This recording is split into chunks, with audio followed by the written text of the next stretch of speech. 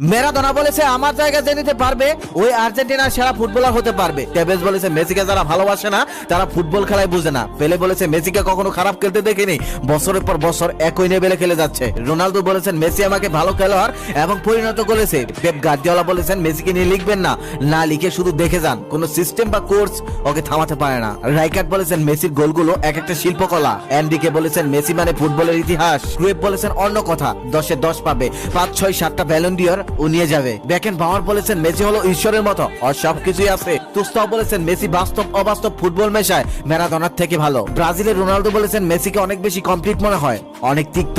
Figo বলেছে মেসিকে দেখা মানে অর্গাজমের পর অবিশ্বাস্য তৃপ্তি। জাবি বলেছেন মেসি অন্যদের থেকে কত এগিয়ে, যারা বোঝে না তারা অন্ধ। ইনিয়েস্তা বলেছে মেসি যা পারে অন্যরা তা পারে না, বার্সেলোনা আর কখনোই আরেকটা মেসি পাবে না। রোনালদিনহো বলেছেন আমি একবার বিশ্ব সেরা হয়েছিলাম, কিন্তু তখনও বার্সাতে সেরা ফুটবলার হয়ে উঠতে পারিনি, কারণ বার্সাতে মেসি ছিল।